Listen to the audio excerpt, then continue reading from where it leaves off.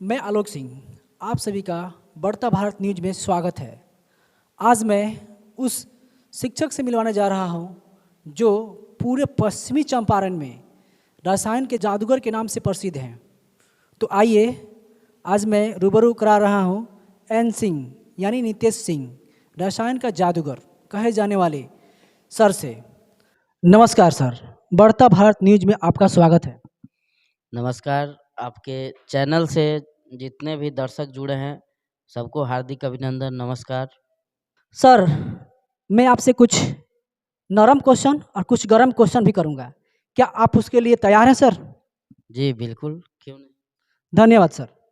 Sir, मेरा पहला प्रश्न है कि आपके संस्था का नाम रसायन का जादूगर आपने क्यों रखा, और इतना अच्छा नाम आपने कहाँ से चुना जो आज पूरे जिला नहीं जबकि राज्य में इसका नाम काफ़ी दिन पर दिन आगे बढ़ रहा है।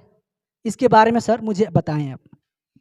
देखिए, हम लोग सब्जेक्ट पढ़ाते हैं रसायन, और रसायन में बहुत लंबा लंबा ट्रिक्स भी होता है, बहुत चीज़ याद करने के लिए लेंदी तरीका होता है। तो हमने सारे तरीका को बहुत शॉर्ट और इजी मेथड से प्रयास किया है बनाने के लिए, और उस ट्रिक का भी नाम जादूगर ट्रिक के नाम से रखा है।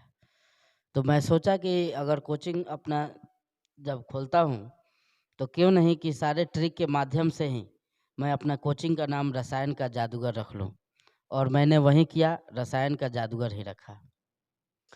अगला प्रश्न सर आपसे ये है कि आप इस संस्था का शुरुआत पश्चिमी चंपारण जिले के बेतिया शहर में कब से किया और कितने संघर्ष आपको करना पड़ा शुरुआती के दौरों में, जरा आप सभी को बताएं। देखिए, मैं इस संस्था का शुरुआत पश्चिमी चंपारण के बेतिया जिला में 27 जुलाई 2014 में किया था। और मैंने ये सोचा कि इस चंपारण के धरती पर मेरे द्वारा जो एक शिक्षा का अनोखा पहल लिया जाएगा, जो इस केमिस्ट्री में कारीगर ट्रिक्स लिए जाएंगे, ये सारे ट्रिक्स इस चंपारण के बच्चे इससे लाभान्वित होंगे। और रही बात कि मुझे संघर्ष तो बहुत करना पड़ा, आज भी मैं संघर्ष लाइफ में हूँ। देखिए, शुरू शुरू में जब मैं बेतिया शहर में आया तो मेरा कोई जान पहचान नहीं था, और जान पहचान नहीं होने के कारण मैं अपना कोचिंग कमलनाथ नगर में शुरू किया, जिसमें 16 दिन तो मेरे पास एक भी बच्चे ही नहीं आए, और 16 दिन तक मैं बैठा रहा। फिर सोचा कि हो सकता है कि यहाँ कोचिंग बंद करना मुझे चाहिए, लेकिन 2 बच्चे आए, और वे भी बच्चे अपने करीबी ही मिले। तो मैं 2 दिन उन्हें बहुत बढ़िया से पढ़ाया। फिर तीसरा दिन से वे बच्चे नहीं आए, तो मुझे लगा कि मैं क्या कर रहा हूँ, लेकिन फिर भी वो अगली बार 2 दिन बाद फिर आए, तो उन्होंने 4 बच्चे को और लाया। यानी मैं समझिए कि 2015 के जो फरवरी में एग्ज़ाम होते हैं, वहाँ तक मैंने 6 बच्चे को ही पूरा 5-6 महीना पढ़ाया, और उनके रिज़ल्ट काफ़ी बेहतर रहे, जिससे मुझे एक प्लेटफ़ॉर्म मिलता गया, और मैं बच्चे को लगातार बेहतर रिज़ल्ट देने लगा। और आज खुशी की बात ये है कि प्रत्येक साल जिला का जो टॉपर स्टूडेंट होता है अपने ही केमिस्ट्री क्लास से होता है। सर आपका धन्यवाद। आप काफ़ी सहजतापूर्वक प्रत्येक प्रश्न का आप उत्तर दे रहे हैं। सुनने में ये आता है सर कि आपके संस्थान से मेडिकल और जेई में बच्चे क्वालिफाई करते हैं। इसके बारे में सर आप क्या कहना चाहते हैं? जी, बिल्कुल सही सुना आपने। हम बेतिया में, मेरा यही एक मकसद ही था कि मैं यहाँ के बच्चे को जेईई और नीट में क्वालिफ़ाई करा सकूँ, और किया भी, मेहनत भी मेरा सफल रहता है। देखिए, बच्चे जो होते हैं, जो सीरियस टाइप के बच्चे होते हैं, जो पढ़ने में मन लगाते हैं, जिनका कुछ उद्देश्य रहता है कि नहीं हमको करना है, तो उनके लिए मेरा नोट्स भी बहुत कारीगर रहता है, और कॉम्पिटिटिव लेवल का ट्रिक्स भी देता हूँ। कॉम्पिटिटिव लेवल का उनको बताया जाता है, प्रैक्टिस भी करवाया जाता है, जिसके वजह से वो एग्ज़ाम को बहुत ईज़िली निकाल लेते हैं।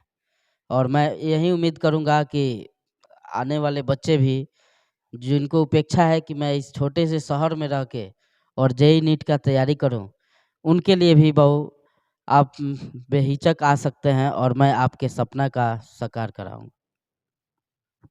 काफ़ी सहजता के साथ सर आपने प्रत्येक प्रश्न का उत्तर दिया कि नितेश केमिस्ट्री क्लासेस से गरीब बच्चों के लिए क्या क्या सुविधाएं आपकी संस्थान देती है। देखिए, पश्चिमी चंपारण में तो अधिकांश ऐसी रहती है कि जो भी बच्चा पढ़ने के लिए इच्छुक है लेकिन उनके पास मनी प्रॉब्लम है, पैसा की समस्या आ जाती है, तो मैंने उनको निःशुल्क सुविधा रखा हुआ कि जो भी उस लायक हैं, जो वास्तविक में गरीब हैं, उनके लिए मेरे यहाँ निःशुल्क शिक्षा है।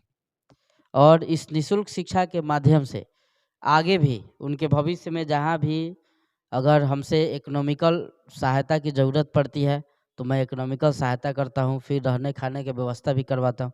यानी जितना हमसे बन पाती है मैं सारा का सारा व्यवस्था उन लोगों के लिए करवा देता हूँ।